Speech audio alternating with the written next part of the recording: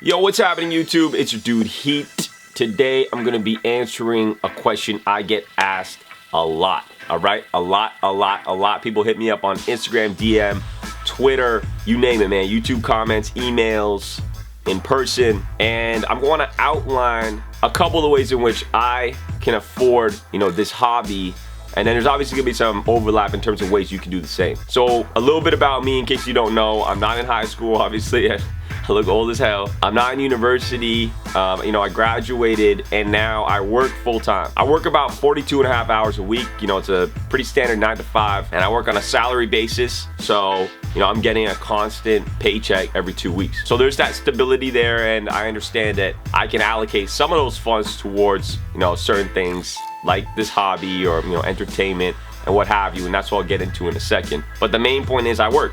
It's no secret. So if you don't work, then it's kind of tough. I mean, you got to find some ways in which you got to earn some money. And that's a totally different subject. If you want to learn 15 tips, if you're a young sneakerhead, you can check out the video link I'm gonna put in the description box down below. But yeah, working 9 to 5, that's the primary way in which I can buy a lot of things in my life. But yeah, if you're in high school or university, you don't have that opportunity yet, but it really helps when you have a job. And on top of that, I make a little bit of money off YouTube, so just basically doing these videos.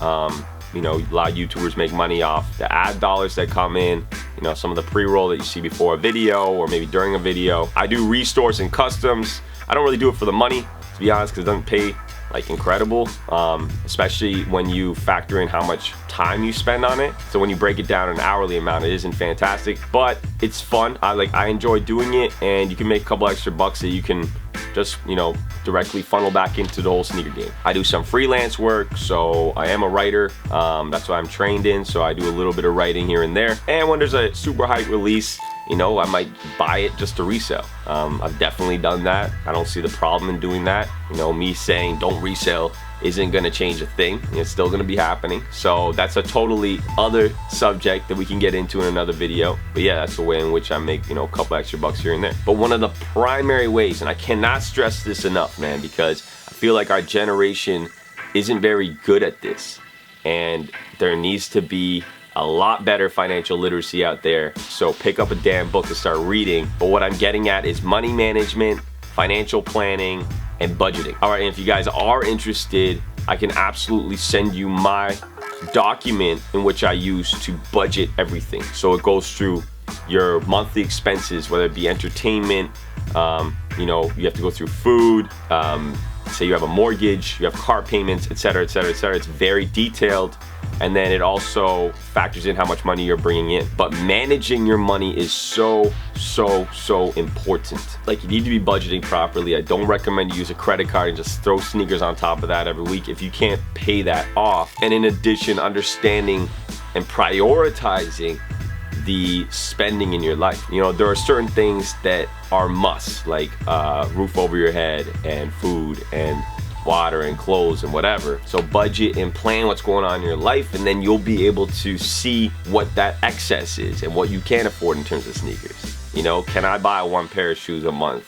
Maybe I can't, based on how much money I'm bringing in. So do your best to work within your means, man. So I'm gonna go into a couple tips. I mean, if you know for sure you're gonna be buying sneakers every single month, then probably the best way to get those sneakers at a discount rate is working at a sneaker store. Apply for a Foot Locker or a Champs or whatever local sneaker stores in your area. You'll get those discounts as an employee, and those savings are how you're gonna be able to afford this lifestyle, much easier.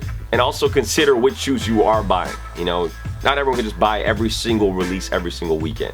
It's just not, it doesn't work like that. So figure out which ones you really actually want, because at the end of the day, you want to be able to wear these shoes. You don't want them just sitting on a shelf and they look pretty every day and you're like, I don't really like them that much, and maybe you realize you spent you wasted your money a little bit, or you just kind of made an impulse purchase. You don't want that. So carefully consider what you will wear, what you really want, and then you'll be happier with your collection. You'll be happier with what you have. You'll be happier with actually spending that money. Don't worry about having every single hype release ever. Whether you have one pair or you have 100 pair, you're still looked at the same. You're still looked at as a sneakerhead. You're still looked at as someone that appreciates sneakers. So, there's no criteria. And what I'll finally end on is probably one of the most important little tips I can give you is there are so many more important things in life than sneakers. Sneakers are awesome. We love sneakers, we love collecting them, we love holding them and